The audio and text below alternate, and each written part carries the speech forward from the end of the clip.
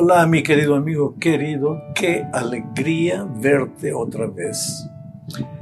Mira, la derrota en la vida de un cristiano no es el punto final, es apenas un paso en dirección de la victoria. No desanimes, levántate, mira al Señor Jesucristo, sacude el polvo de la derrota y va enfrente. Nadie llega al punto deseado de la victoria sin haber sufrido algunas derrotas en el camino.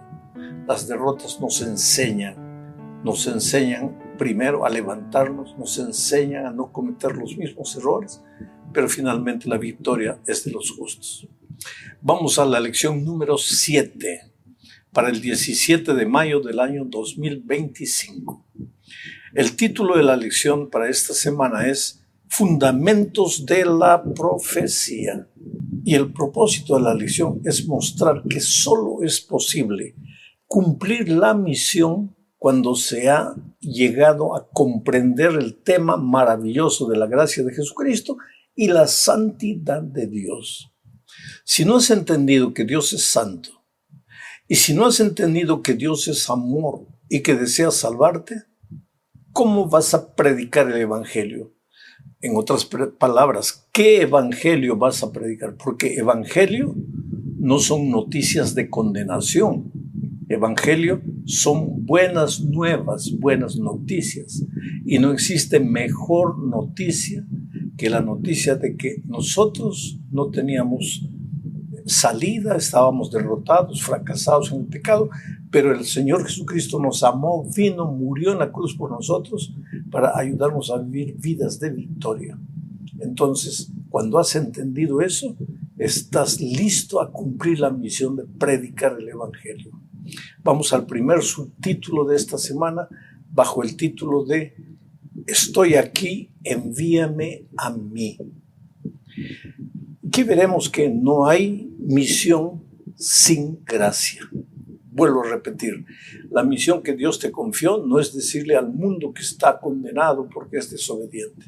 La misión es llamar a las personas al arrepentimiento. Pero para que tú prediques el evangelio con fuerza, con autoridad, tienes que haber entendido el tema de la gracia. Con esto en mente vamos a leer Isaías capítulo 6, versículos 5 al 8. Mira lo que dice. Entonces dijo, ¿quién dijo? Isaías.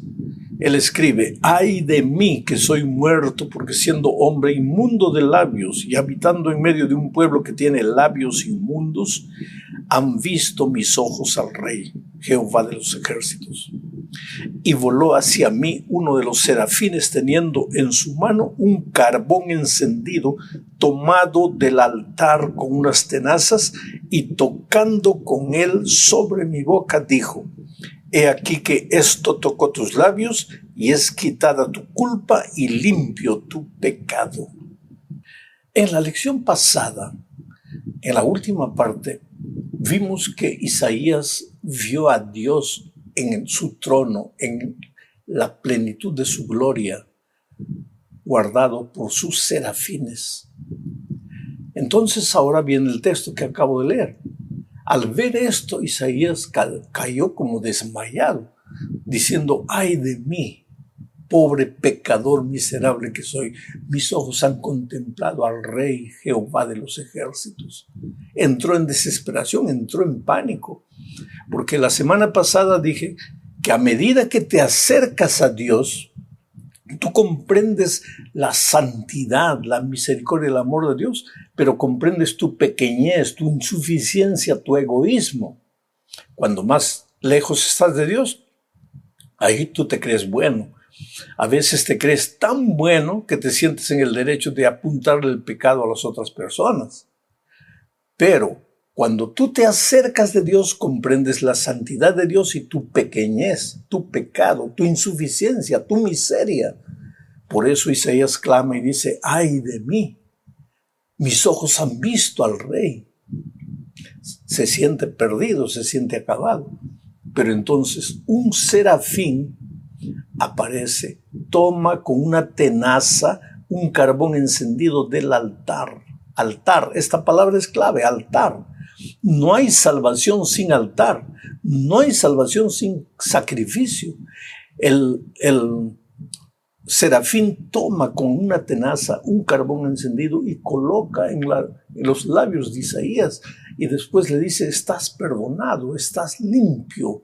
Y solo después de esa experiencia, cuando Dios pregunta: ¿a quién enviaré? ¿Quién irá a proclamar mi evangelio? Isaías dice: heme aquí, estoy aquí, envíame a mí. Quiere decir, en el corazón de una persona que ha sido perdonada, transformada, tocada por la gracia maravillosa del altar, en la vida de esa persona surge el deseo natural de salir corriendo y proclamar el evangelio. Cuando alguien no tiene ganas de comunicar a otro lo que Jesús hizo en su vida, es porque Jesús todavía no ha hecho nada en la vida de esta persona. Por eso, el primer paso, si tú quieres volverte un misionero, un predicador del evangelio, es encontrarte personalmente con Cristo, contemplar su santidad, su misericordia, su amor, reconocer tu insuficiencia, tu pecado, ser tocado por la gracia maravillosa de Cristo, y entonces sí, estás dispuesto a decir: Señor, heme aquí, envíeme a mí. Ahora vamos a la segunda parte de este estudio. En esta parte 2 vamos a hablar de los dos querubines. Antes de seguir con el estudio, quiero decirte que en este estudio y en otros vas a escuchar mucho hablar de serafines y querubines. Hay una diferencia entre ambos, pero no me voy a detener a explicar esa diferencia ahora, porque no es el propósito de la lección, pero siembro una duda en tu corazón para que tú investigues en la Biblia cuál es la diferencia entre serafines y querubines. Evidentemente, por el texto que acabamos de leer ya en la primera parte, los serafines son guardianes de Dios, adoradores de Dios, declaran la santidad de Dios, santo, santo, santo, están siempre al lado de Dios. No porque Dios necesite adoración, sino porque ellos de alguna manera representan la santidad de Dios.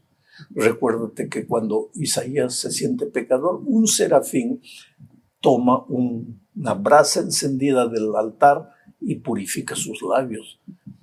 Ya los querubines, y vamos a hablar ahora de los dos querubines que quedaron guardando el jardín del Edén después de la caída del pecado, ellos son guardianes del camino hacia Dios, son guardianes de lo que es sagrado, de lo que es santo.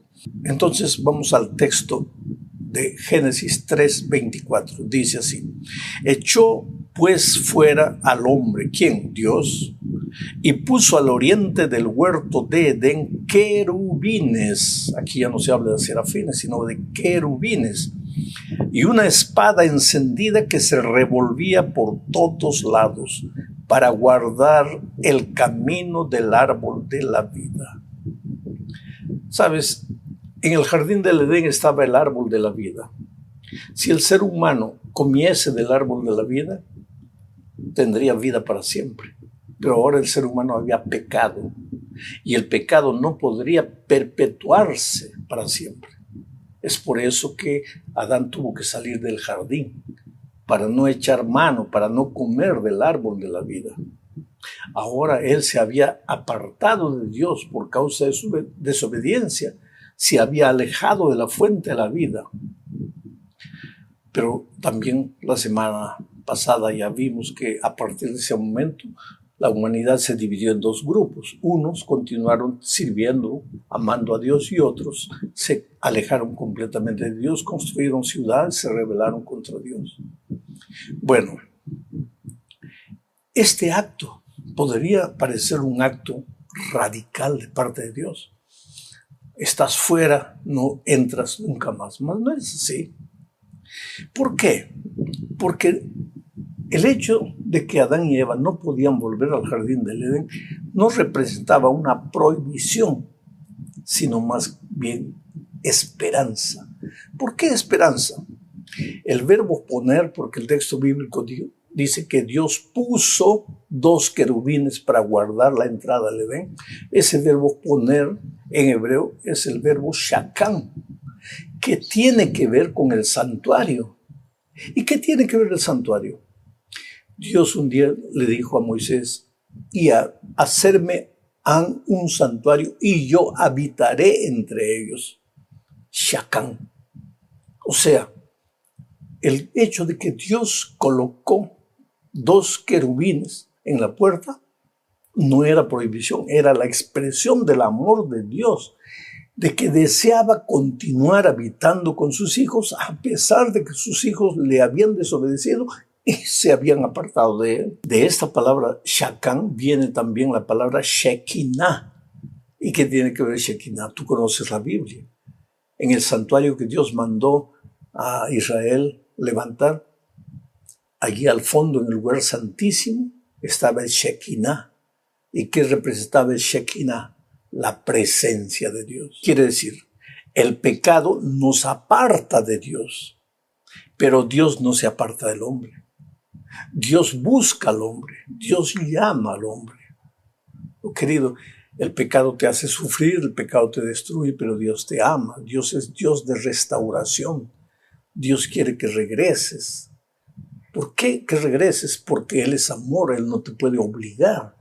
Tú tienes que querer, tú tienes que ir a Él voluntariamente. Pero no tengas miedo, ve cómo estás, cómo te encuentras y serás restaurado por Él. Quiere decir, los 2 querubines en el jardín del Edén, en vez de representar prohibición, expresaban el amor de Dios, la insistencia de Dios, la voluntad de Dios de permanecer con el ser humano por donde él fuera, de llamarlo siempre al arrepentimiento. Vamos ahora a la tercera parte del estudio, hablando como carbones encendidos. Y aquí veremos que la gracia de Cristo no disminuye la santidad de Dios. No es porque Dios te ama, no es porque Dios te perdona, que Dios acepta el pecado, no, de manera ninguna. Y vamos a leer lo que dice Ezequiel 1, versículos 4, 5 y 10. Voy a ir leyendo y comentando. Dice, y miré, y he aquí que venía del norte. Esta es una visión que Ezequiel tuvo. Y miré, y he aquí que venía del norte un viento tempestuoso y una gran nube con un fuego envolvente. Percibe esta expresión, un fuego envolvente, y alrededor de él un resplandor, fuego envolvente, resplandor. Y en medio del fuego, nuevamente la palabra fuego, algo que parecía como bronce refulgente. Mira la palabra, fuego envolvente, resplandor, en medio del fuego, fuego refulgente. Y continúo leyendo, y en medio de ella la figura de 4 seres vivientes. Y esta era su apariencia. Había en ellos semejanza de hombre, y el aspecto de sus caras era cara de hombre y cara de león al lado derecho de los 4 y cara de buey a la izquierda de los 4. Asimismo había en los 4 cara de águila. Bueno, en este texto nosotros vemos a los querubines. Uno con cara de hombre, otro con cara de león, otro con cara de buey, otro con cara de águila. Estamos estudiando este trimestre que los símbolos expresan algunas verdades que necesitamos entender. El peligro es llevar todo a la literalidad. Estos querubines evidentemente son seres celestiales reales, pero su aspecto mostrado en la Biblia, a veces de una forma, a veces de otra forma, son símbolos que expresan la sabiduría, el deseo de protección divina hacia el ser humano, en fin. Esto hay que tener en cuenta. Los querubines en la Biblia están desde el Génesis hasta el Apocalipsis. En Génesis aparecen los 2 querubines cubriendo la entrada del jardín del Edén. Y en Apocalipsis 4 encontramos a los querubines adorando al Señor Jesucristo.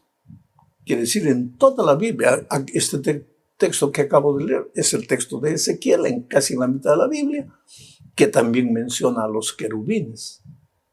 Los querubines tienen la misión de defender lo que es santo, de proteger lo que es santo, pero también de cuidar y dar sabiduría y dar poder y fuerza a los seres humanos cuando ellos necesitan de protección. A los querubines los vamos a ver bordados en la cortina. En el santuario celestial de Israel, el lugar santo del Santísimo va dividido por una cortina. En esa cortina están bordados los querubines con esta descripción. En el libro de los Salmos se habla de los querubines de una manera poética, elocuente. Mira lo que voy a leer. Salmos 18, 10 dice así: cabalgó, se está refiriendo a Dios, cabalgó sobre un querubín y voló sobre las alas del viento. Es una poesía, es una figura poética. Dios cabalgando sobre un querubín, volando en las alas del viento. Vuelvo a repetir, hay que tener mucho cuidado de cuando vemos figuras así llevar a la literalidad. No vas a imaginar que Dios anda volando, anda montado sobre un querubín que vuela por el aire, no. Esto quiere decir alguna cosa. La soberanía divina, el poder divino, todo está bajo su control. Los vientos, las tempestades, las fuerzas de la naturaleza, todo está bajo el control de Dios. Por causa del pecado muchas veces las cosas parece que salen del control divino, pero Dios nunca perdió autoridad, nunca perdió su poder. A los querubines los vemos también cubriendo el arca del pacto en el lugar santísimo del santuario de Israel. En otras palabras, Dios siempre quiso en la Biblia expresar que a pesar del pecado, Dios no desistió del hombre. A pesar de la rebeldía humana, Dios no lo abandonó. El hombre abandona a Dios, pero Dios no abandona al hombre. Y esto nos lleva a la cuarta parte hablando de que Dios desea estar entre su pueblo. Mira, en el desierto, el pueblo de Dios se movía mientras caminaba en el desierto rumbo a Canaán, se movía cada vez que la nube se movía. De noche lo acompañaba la columna de fuego que representaba a Jesucristo. De día la nube protectora que representaba a Jesucristo los guiaba. Cuando la nube se detenía, el pueblo se detenía. Y solo el pueblo levantaba el campamento para seguir camino cuando la nube empezaba a moverse. Pero si la nube llegaba, el pueblo de Israel armaba su campamento, levantaban sus tiendas de una manera interesante, 4 de este lado, 4 de este lado, 4 de este lado, 4 de este lado, y en medio del santuario. ¿Por qué? Porque Dios expresa una vez más su deseo de estar entre los seres humanos. Dios no abandona al hombre. ¿Acaso Israel en el desierto no era un pueblo que constantemente estaba cayendo en el pecado? Constantemente reclamando, constantemente mirando al pasado, queriendo volver a Egipto, reclamando por falta de agua, reclamando por falta de pan, reclamando porque la ropa estaba vieja, reclamando por el calor, reclamando por el frío, porque los seres humanos somos así, reclamones por naturaleza, después de la entrada del pecado al mundo, porque antes del pecado el hombre reflejaba la gloria, el carácter de Dios. Ahora con nuestro carácter destemperado, ¿no? Nuestro carácter distorcido, pues somos reclamones de primera. Pero Dios expresaba al pueblo de Israel en esas figuras, por ejemplo, en la manera de levantar el campamento. Dios expresaba al pueblo que quería estar en medio de ellos. Hoy también nosotros, queridos, nosotros tenemos que tener en cuenta que Dios quiere estar en nuestra familia. Dios quiere estar en tu empresa, en tu trabajo. Bendito tú si antes de comenzar la jornada diaria clamas a Dios, suplicas su gracia y te dejas conducir por Él. Los querubines pues están a lo largo de toda la Biblia, siempre expresando el deseo divino de proteger a su pueblo, de estar con su pueblo, de alcanzar con su gracia a su pueblo, pero demostrarle que aunque su gracia es abundante, su santidad no disminuye en nada. Y esto es lo que los seres humanos a veces no logramos entender, porque hoy día muchas veces aceptamos la gracia de Cristo, pero no queremos aceptar su santidad. Queremos manipular la gracia de Cristo para esconder nuestra manera humana de vivir. No queremos adaptar nuestra vida a los principios divinos, queremos adaptar los principios divinos a nuestros gustos y preferencias. Y las cosas no son así. Y en este estudio estamos viendo que aunque Dios es gracia y Dios te ama y es misericordia, su santidad es inmaculada. La santidad divina representada por los serafines y por los querubines. Terminamos la lección hablando de la caída de Lucifer. Oh querido, Lucifer estaba al lado de Dios, junto al trono de Dios, en presencia del Padre. ¿Por qué dio cabida en su corazón a la rebeldía? ¿Por qué quiso sacar a Dios del trono y colocarse él? Nunca lo vamos a entender, es un misterio. Pero leamos lo que dice Ezequiel 28, 14 y 15. Dice, tú querubín, grande protector, yo te puse en el santo monte de Dios. Allí estuviste en medio de las piedras de fuego, te paseabas. Perfecto eras en todos tus caminos, desde el día en que fuiste creado hasta que se halló en ti maldad. Tú querubín, grande cubridor. Lucifer era un querubín, no era un serafín. ¿Cuál era la misión del querubín? Defender el territorio de santidad de Dios. Pero en lugar de defender a Dios y su santidad, él quiso retirar a Dios y colocarse en el lugar de Dios. Solo hay dos caminos de llegar al Padre. Humanamente pensar en seguir el camino de Lucifer te va a ir mal. La otra manera de llegar al Padre es siguiendo a Jesucristo, porque Él dijo, yo soy el camino, la verdad y la vida. Nadie viene al Padre sino por mí. Querido, esta vida puede ser dura, pero te digo una cosa, de todo corazón, las cosas malas de esta vida van a acabar. Vas a llegar al Padre por el camino de Jesucristo, no por tus buenas obras, no por tus consecuciones humanas. Así que no te desesperes si has fallado, pero levántate inmediatamente. Tómate de la mano poderosa de Jesucristo, síguelo. Él te va a llevar al Padre y vas a habitar con Él seguro por toda la eternidad. Dios te bendiga. Un abrazo.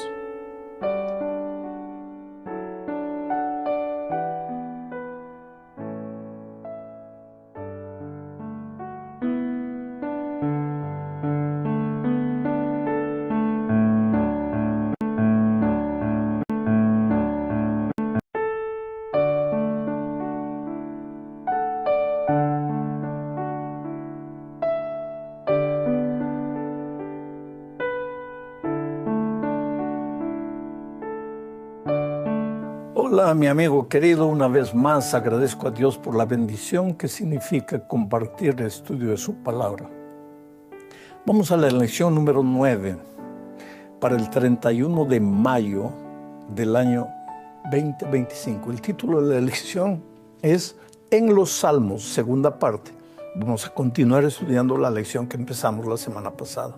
El propósito de la lección de esta semana es mostrar algunos salmos que destacan el poder de Dios, su misericordia y el resultado de ese poder y de esa misericordia en la vida de sus hijos, que se traduce en el cumplimiento de la misión, porque Dios te ha dejado una misión, la misión de proclamar el Evangelio. Ahora, esa misión no es porque Dios necesite de tu ayuda para predicar el Evangelio, es porque tú necesitas participar de la misión para crecer en tu experiencia espiritual.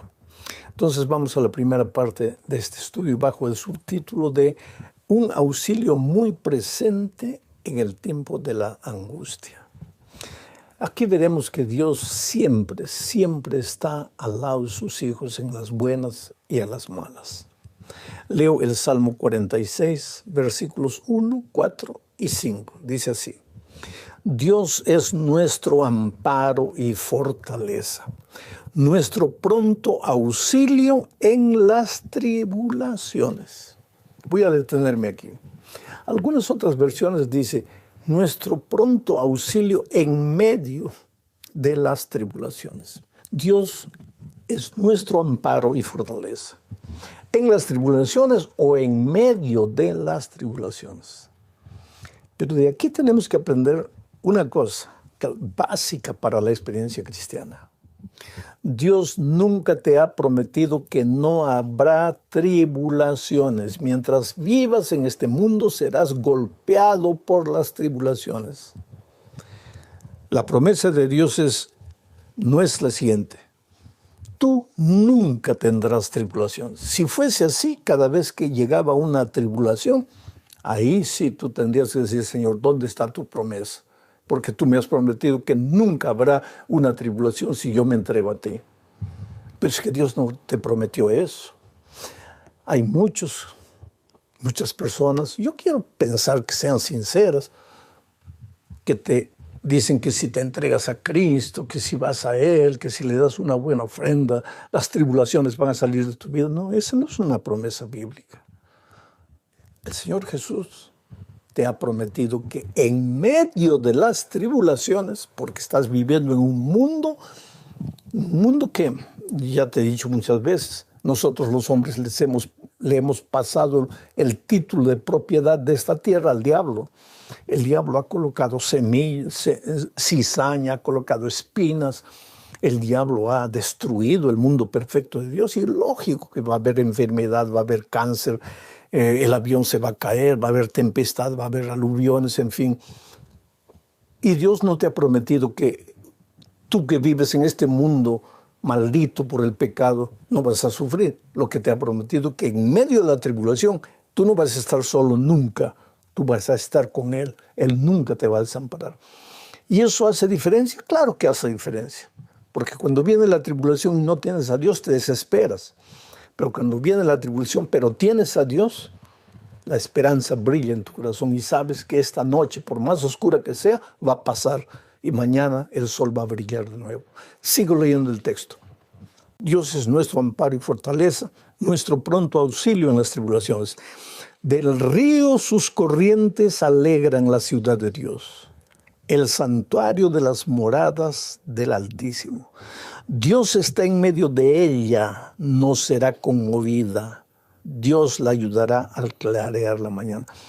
Este salmo es abundante, porque aquí Dios dice que en medio de la tribulación Él estará contigo, no te dejará. Pero si el río de Dios atraviesa tu corazón, ¿qué quiere decir eso? Es que antiguamente en las ciudades lo primero que se buscaba era un río, porque el río representaba seguridad para el pueblo. Si venía el enemigo, generalmente las ciudades eran amuralladas, pero mientras el río pasase por la mitad, el río traía agua y traía seguridad, traía comida, en fin, porque habiendo agua podían plantar. Por eso los enemigos a veces cortaban el río, porque el río es bendición. Ahora aquí dice que Dios tiene que estar en medio de su pueblo, en medio de tu corazón, debe ser el centro de tu vida. Cuando Jesús es el centro de tu vida, en medio de la tribulación, la esperanza va a brillar siempre. No te vas a desesperar, no vas a pensar que todo está perdido. Por más oscuras que las circunstancias te parezcan, por más que creas que todo acabó, no acabó. Dios está contigo en medio de la tribulación. Sí, Cristo es el centro de tu vida. Ahora vamos a la segunda parte de este estudio, hablando de la esperanza en medio de la confusión. La primera parte hablamos de la esperanza en medio de la tribulación. Ahora, esperanza en medio de la confusión. Aquí vamos a ver que las cosas pueden estar confusas en tu vuelta, oscuras. Tú no ves la salida, pero Dios siempre está presente. Para eso, vuelvo a leer el Salmo 46, pero esta vez los versículos 6 y 7. Mira lo que dice. Bramaron las naciones. ¿Quiénes son las naciones? Ya estudiamos eso en una lección anterior. Todos aquellos que no conocen a Dios, todos aquellos que se han alejado de Dios, que viven de acuerdo a su voluntad, a sus caprichos, que no tienen en cuenta la palabra de Dios para nada, que a veces se ríen, se burlan. Bramaron las naciones. Esa gente puede quedarse brava, puede querer destruirte, querer perseguirte por causa de tu fe, lo que tú quieras, pero no tienes que tener miedo. Bramaron las naciones, titubearon los reinos. Aquí hay confusión. Titubear. ¿Qué es titubear? No sabes para dónde ir, no sabes qué hacer. Y hoy los reinos están titubeando. Unos creen que es por aquí, por la izquierda, otros por el centro, otros por la derecha, otros por adelante, otros por atrás. No saben a dónde ir. Los reinos están titubeando. Cada uno quiere probar que su teoría es la mejor. Las naciones braman, los reinos titubean.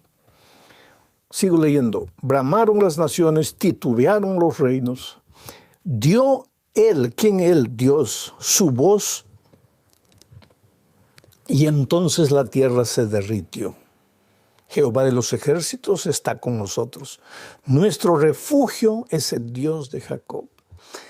Lo que Dios está diciendo aquí, cuando la sociedad esté confundida, cuando las personas no sepan qué hacer, cuando hay una marcha protestando, defendiendo unas ideas, y hay otra marcha defendiendo otras ideas, y esos dos grupos se encuentran y no saben qué hacer, y todos tienen razón desde su punto de vista.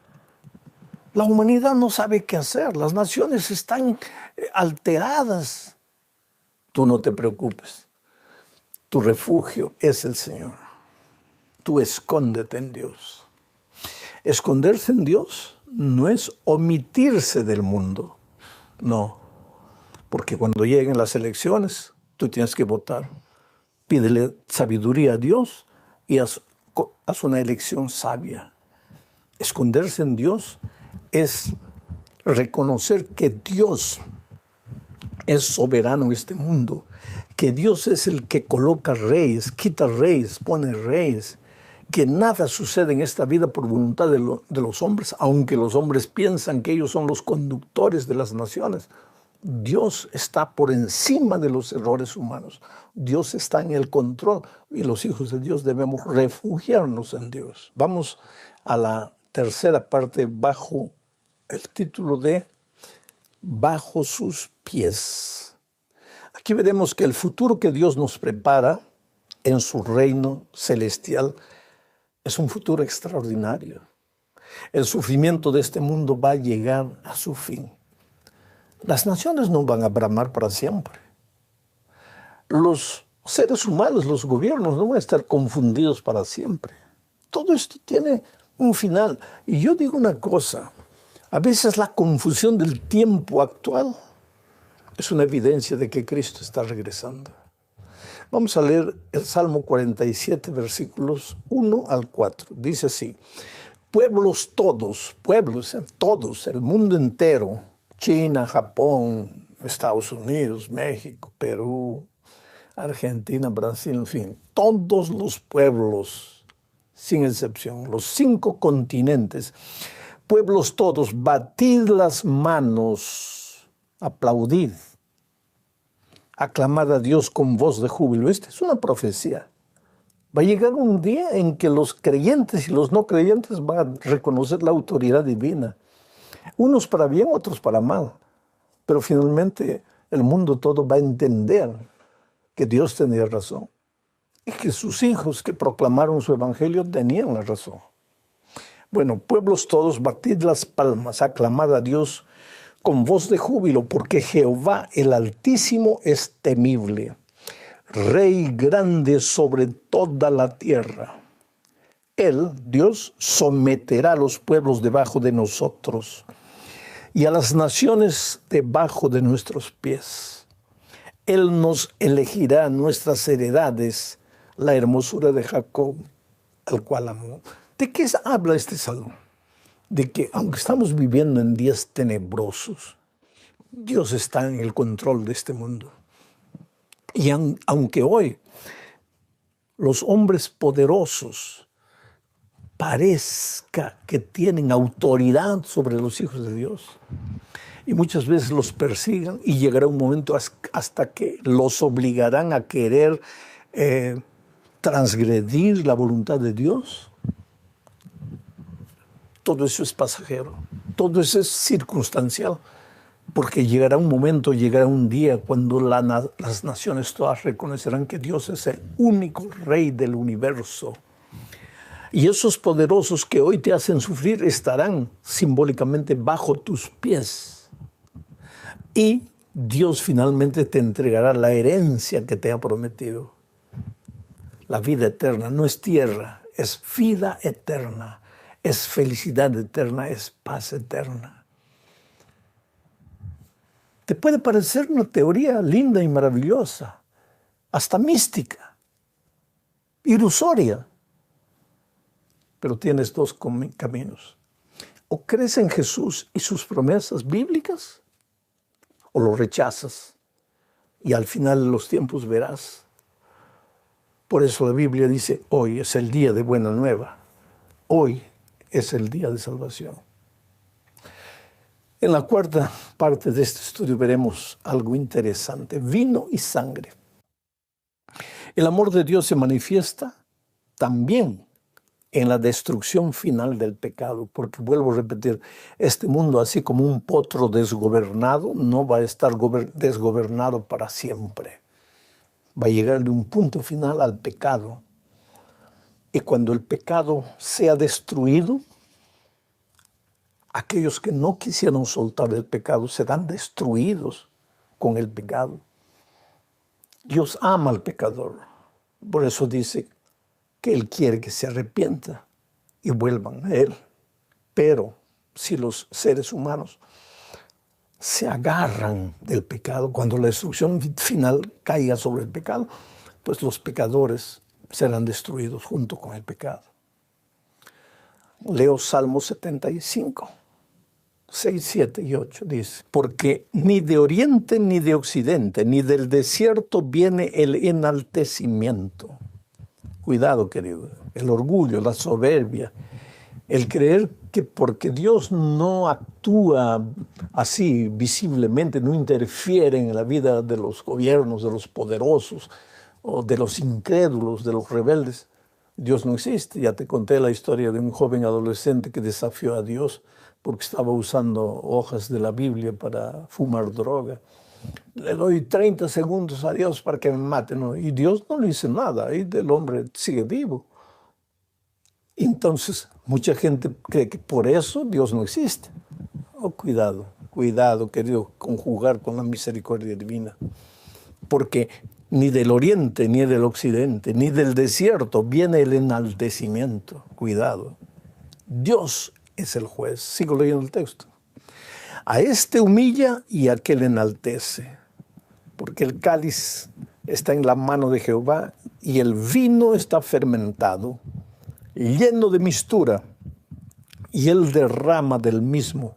Hasta el fondo lo apurarán y lo beberán todos los impíos de la tierra. Aquí el vino representa sangre. Y la sangre que aquí se presenta es la sangre de los impíos. Hasta el fondo lo apurarán y lo beberán todos los impíos de la tierra. ¿Por qué? Porque vuelvo a repetir, cuando la destrucción final caiga sobre el pecado, caerá también sobre aquellos que no quisieron soltar el pecado. ¿Y por qué digo eso? Para entender mejor, leo Apocalipsis 19, 11 al 13. Aquí Cristo ya está regresando en este texto. Dice, entonces vi el cielo abierto y he aquí un caballo blanco. El que lo montaba se llama Fiel y Verdadero y con justicia juzga y pelea. ¿Quién es este Cristo? Sigo leyendo. Sus ojos serán como llama de fuego y había en su cabeza muchas diademas y tenía un nombre escrito que ninguno conocía sino él mismo. Estaba vestido de una ropa teñida en sangre y su nombre es el Verbo de Dios. ¿Quién es el Verbo de Dios? Cristo. ¿Y por qué cuando viene por segunda vez su ropa está teñida de sangre? Es el vino, es la sangre. ¿La sangre de quién? De los desobedientes. Ah, pero Dios no es amor. Claro que Dios es amor, querido. Por eso dice, no quiero la muerte del impío, sino que se arrepienta y vuelva. Dios es amor. ¿Y por qué su ropa estaba vestida de sangre? Porque cuando Cristo vuelva, Él no viene para salvar a nadie. Él viene para recoger a su pueblo y llevarlo a vivir con Él en el cielo, de donde nunca, donde está el trono del Padre y donde deberíamos estar. Pero ¿qué pasa? Aquellos rebeldes que se agarraron del pecado, no quisieron soltar el pecado. Dios los llamó, llegaron las advertencias divinas, la palabra de Dios los impresionó. Muchas veces estaban para soltarlo, pero no soltaron. El pecado no va a existir para siempre. Dios no va a permitir eso, porque Dios ama a sus hijos. ¿Y quiénes son sus hijos? Todo el universo, todos los seres humanos pueden venir. Hoy es el día de buena nueva, pero si no quieres soltar, pues la ira de Dios se derramará sobre el pecado y los que no quisieron soltar serán destruidos y su sangre manchará las ropas de Cristo. Esto es interesante, por la gracia de Dios no te libera de las consecuencias de tu rebeldía presente. Te libera de las consecuencias, te libera de tu rebeldía pasada.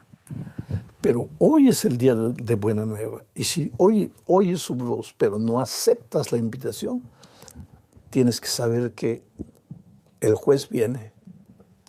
Tienes que saber que el pecado va a terminar un día. Bueno, querido, vamos a la última parte de este estudio bajo el subtítulo Para que se conozca tu salvación. Y aquí veremos el Salmo 67. Esta es una profecía en forma de oración, pero anuncia eventos del futuro. Aquí se pide la bendición no solo por el bien de Israel, sino para que todas las naciones del mundo vean la luz de Dios y vengan a adorarlo. Porque ya dije, Dios no quiere la muerte del impío. Dios no quiere la muerte de nadie. Dios quiere que todos se salven. Pero la salvación no es obligatoria, es voluntaria. Dios toca la puerta, pero tú tienes que abrir el corazón. Miren lo que dice el Salmo 67. Dios tenga misericordia de nosotros y nos bendiga. Haga resplandecer su rostro sobre nosotros. ¿Para qué? Para que sea conocido en la tierra tu camino. En todas las naciones tu salvación. Te alaben los pueblos, oh Dios, todos los pueblos te alaben, alégrense y gócense las naciones, porque juzgarás los pueblos con equidad y pastorearás las naciones en la tierra. Te alaben los pueblos, oh Dios, todos los pueblos te alaben. ¿Tú te das cuenta? Dios es un Dios de amor. Dios bendice a su pueblo. Dios quiere que a sus hijos les vaya bien. ¿Pero para qué? Para que sus hijos reflejen su carácter al mundo y para que proclamen el Evangelio y para que todo el mundo venga al arrepentimiento y venga a adorar a Dios y se prepare para encontrar al Señor Jesucristo en gloria y majestad. Oh, mi querido, Jesús está volviendo. Todo lo que vemos en nuestros días es una evidencia de que Jesús está volviendo. El incremento de la maldad, de la violencia, de la injusticia, de la pobreza, de la miseria, del sufrimiento, del dolor, de la muerte. Cristo está volviendo. Y Cristo está llamándote. Ven para ser un instrumento de la proclamación del Evangelio o ven para formar parte del pueblo de Dios. Acéptalo hoy. No endurezcas tu corazón. Tú eres precioso, Dios te ama. Un abrazo, que Dios te bendiga ricamente.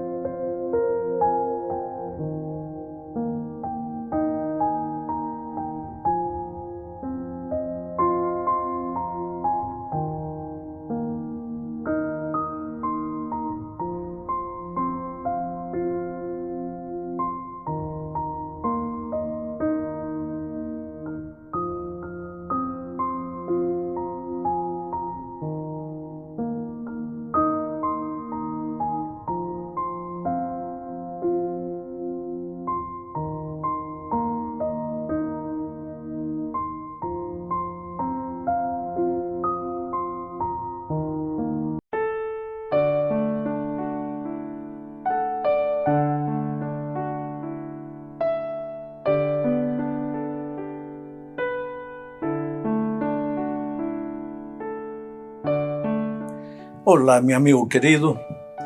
Esta semana estudiaremos la lección número 6 para el 10 de mayo del año 2025.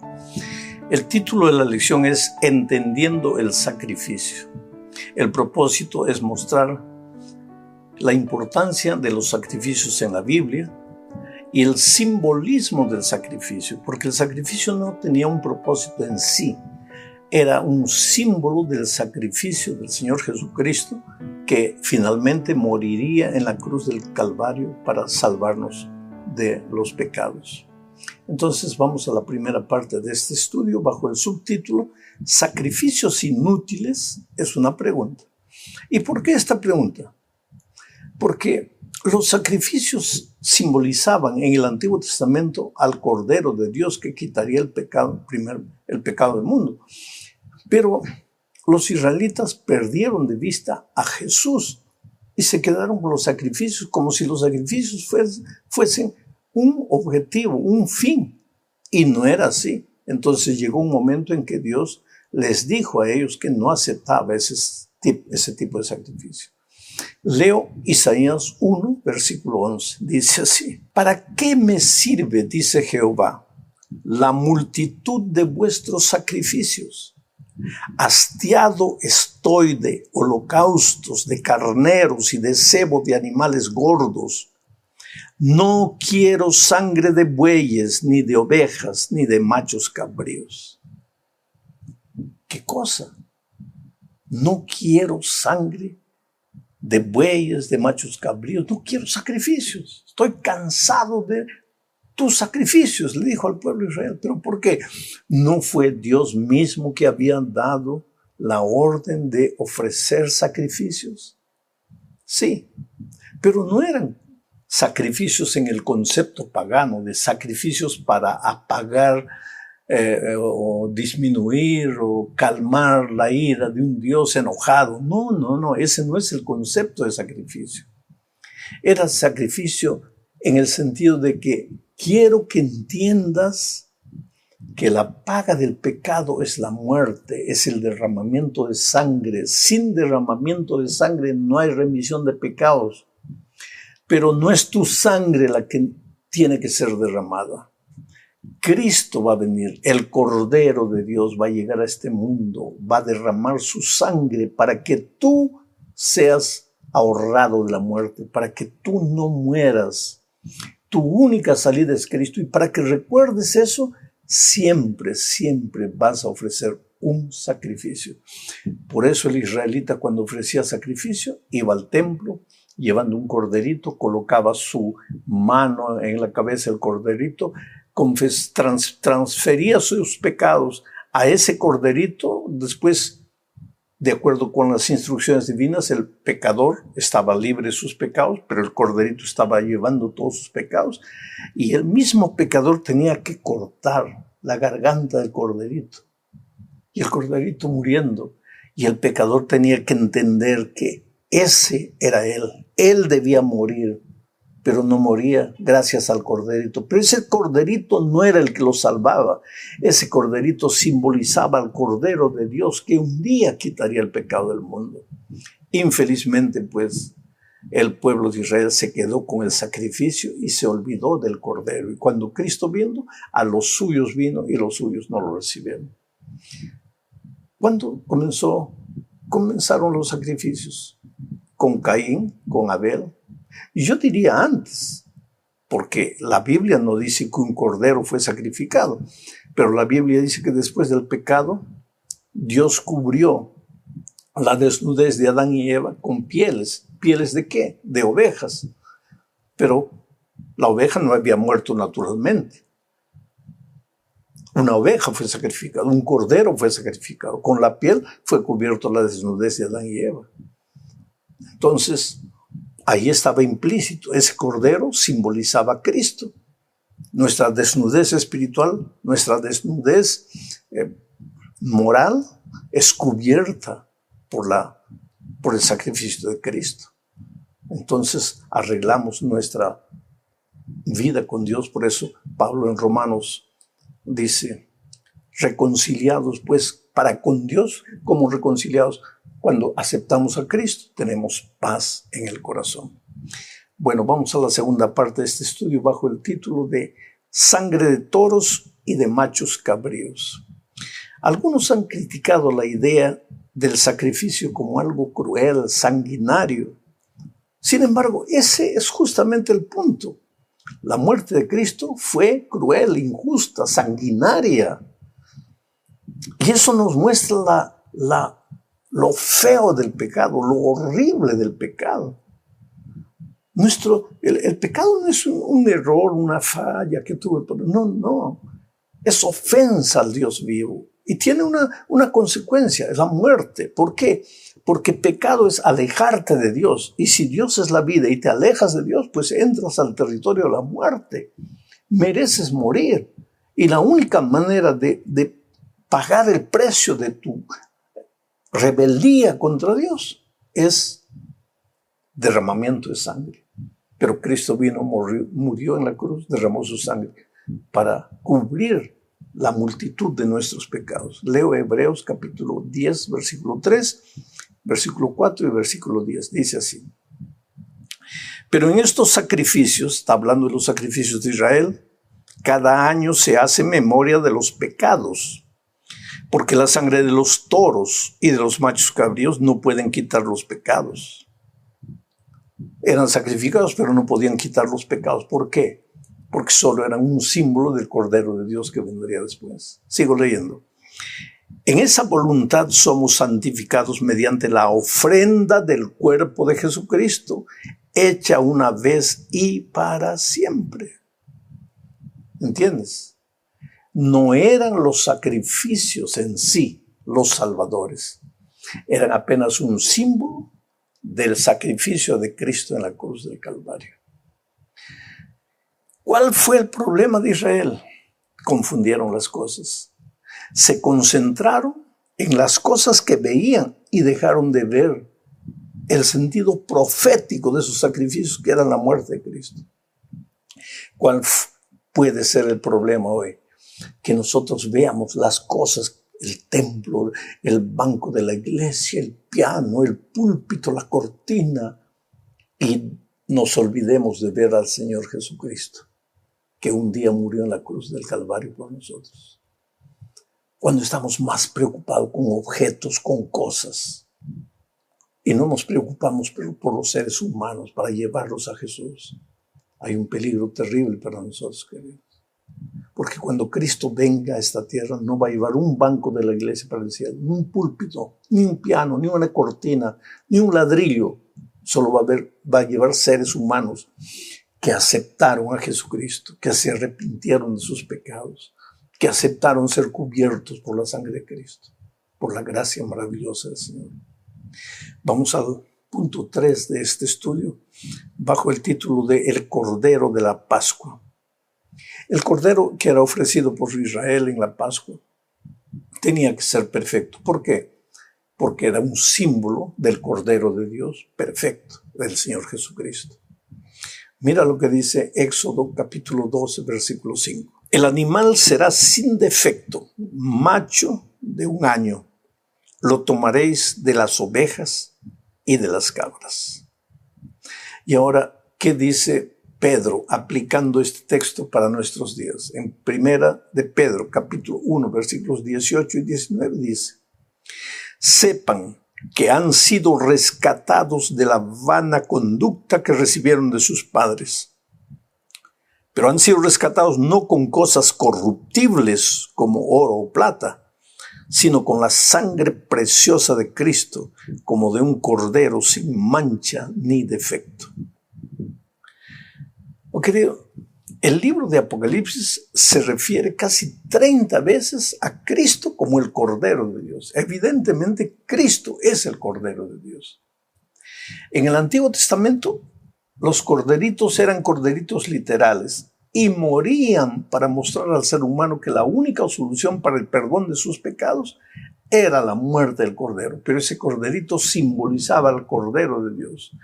Por eso Pedro dice: ustedes no fueron rescatados sus pecados con oro, con plata. Ustedes fueron rescatados de sus pecados con la preciosa sangre del Señor Jesucristo.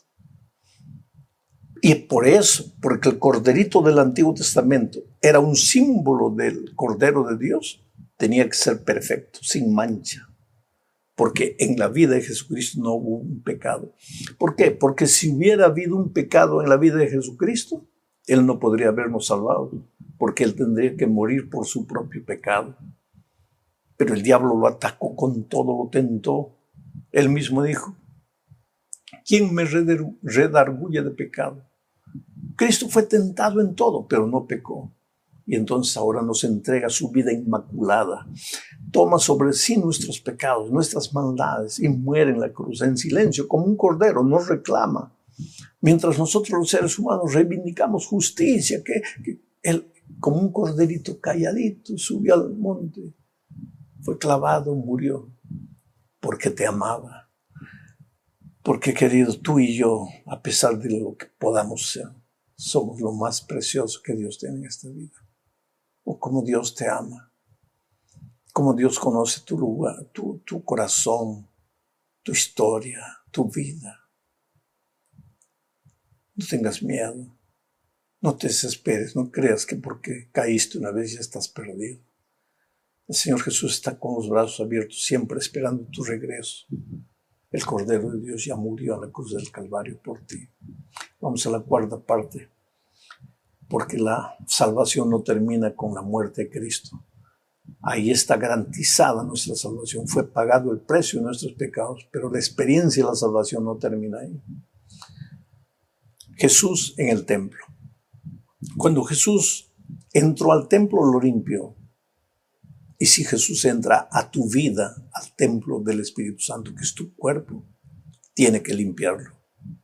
Jesús santifica una vida. Porque no hay perdón sin santificación. Si tú aceptas el perdón divino, estás aceptando su transformación, su santificación. No puedes decir que has sido perdonado por Dios para continuar revolcándote en la miseria del pecado. Si has sido perdonado por Dios, tiene que ser transformado. Leo Salmo 5:4, dice así: tú no eres un Dios que se complace en la maldad. El malo no habitará junto a ti. No hay lugar. ¿Por qué digo esto? Porque hoy día, aún dentro de la iglesia, hay mucha gente que piensa que Dios es misericordia, Dios amor, y por lo tanto el ser humano, ningún ser humano se va a perder porque Dios va a salvar a todos. Cuidado, querido. Mucho cuidado. Las cosas no son así. Porque al lado de Dios no puede haber el pecado.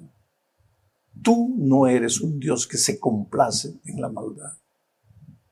Ahora, porque no se complace en la maldad, ¿odia al pecador? No. Si queremos usar la palabra odia al pecado, no al pecador. No quiero la muerte del impío, dice él. Quiero que se salve, que se arrepienta, que vuelva. Leo ahora Salmo 5:7. Dice: pero yo, por la riqueza de tu constante amor, entraré en tu casa con reverencia y adoraré en tu santo templo. Este texto me hace pensar en otra actitud que muchos seres humanos tienen. Yo amo a Jesús. Él me ha perdonado, me ha limpiado de todo mal. Pero no quiero saber nada con la iglesia. Porque Jesús es Jesús, pero la iglesia es de hombres. Cuidado, querido. Mira lo que dice el salmista. Yo, por la riqueza de tu constante amor, entraré a tu casa. ¿Y dónde está la casa de Dios? Es el templo. Con reverencia adoraré en tu santo templo. Pero no hay hipócritas, mentirosos, chismosos en la iglesia. Sí, los hay. Pero no tienes que ir a la iglesia para mirar a ver quién chismea, quién no saluda, quién... No, a ti no te importa eso. Tú vas a la iglesia para encontrarte con Dios, no con los seres humanos. Reflexiona en tus actitudes, querido. Ageo 2:7 y 9 dice lo siguiente: y haré temblar a todas las naciones, gente de afuera que no conoce a Dios, gente pagana, y haré temblar a todas las naciones, y vendrá el deseado de todas las naciones, y llenaré de gloria esta casa, ha dicho Jehová de los ejércitos. La gloria postrera de esta casa será mayor que la primera, ha dicho Jehová de los ejércitos, y daré paz en este lugar, dice Jehová de los ejércitos. ¿Cuántas veces se repite la expresión, dice Jehová de los ejércitos, dice Jehová de los ejércitos, dice Jehová de los ejércitos? Que esto es palabra verdadera. El deseado de todas las naciones. ¿Quién es el deseado de todas las naciones? Cristo. Pero ¿qué es lo que las naciones desean? ¿Por qué adoran a dioses paganos? ¿Por qué corren atrás del mundanismo, de la cultura, del placer? Ya no saben qué placer inventar. Dan rienda suelta a los deseos carnales. ¿Por qué? Porque desean. ¿Pero qué desean? Llenar el vacío del corazón. Solo que esas cosas que ellos encuentran no llenan el vacío del corazón. Por eso solo Jesús es el deseado de todas las naciones. Pero las naciones no entienden esto. Y es por eso que tenemos que predicar en este tiempo justamente al deseado de todas las naciones. Yo encuentro tanta gente millonaria, gente rica, políticos poderosos, que cuando encontraron a Cristo se arrodillaron y dijeron, ahora entiendo lo que faltaba en mi vida. No era dinero, no era poder, no era fama, no era gloria, era Cristo. Y cuando Cristo llega a tu vida, te perdona y te transforma. Ahora, ¿en qué sentido el primer templo no tendría la gloria del segundo templo? Si comparamos, el primer templo construido por Salomón es una cosa majestuosa, impresionante. El segundo templo, en el aspecto físico, no se llega a equiparar al primer templo. ¿Pero en qué sentido el segundo templo tuvo mayor gloria? Es que al segundo templo entró el Señor Jesucristo. Y lo que le da gloria, la verdadera gloria a algo, no son las cosas, es Cristo. Había oro, había plata, cedro, piedras preciosas, pero eso no es nada. En el otro segundo templo estuvo Cristo. ¿Quieres ser bonito de verdad? Cuando Cristo habita en tu corazón, se trasluce en tu rostro, en tus ojos, en tu mirada. No necesariamente en tu ropa, en tu rostro bonito, bien afeitado, bien peinado. No digo que debes desarreglarte, no digo que debes andar por la calle todo así. No, arréglate. Pero no pienses que la belleza tuya está en esas cosas. Es Cristo que le da belleza a tu corazón, porque cuando Cristo no está en tu corazón, pues tu carácter es horrible. ¿Y de qué vale toda la belleza exterior si nadie te aguanta? Pero cuando Cristo está en tu corazón, ahí las cosas cambian completamente. Entonces vamos ahora a entrar a la última parte de este estudio bajo el título de Tú creaste todas las cosas. Y aquí veremos que solo Dios es santo, pero eso tú lo vas a reconocer solo si te acercas a Él. Porque lejos de Él, entonces Dios es como cualquiera. Pero cuando tú te acercas a Él, entiendes que tú eres un pobre, miserable pecador, eres criatura y que Dios es santo. Mira lo que dice Isaías 6, 1 al 4. En el año que murió el rey Usías, dice Isaías, yo vi al Señor sentado sobre un trono alto y sublime, y sus faldas llenaban el templo. Por encima de él había serafines. Cada uno tenía 6 alas, con 2 cubrían sus rostros, con 2 cubrían sus pies y con 2 volaban. Y el uno al otro daba voces diciendo, Santo, Santo, Santo Jehová de los ejércitos. Toda la tierra está llena de su gloria. Y los quiciales de las puertas se estremecieron con la voz del que clamaba y la casa se llenó de humo. Qué privilegio. Isaías tuvo el privilegio de ver la gloria de Dios, rodeado de querubines, Dios en su trono. El templo todo se llenó de la gloria de Dios. ¿Por qué?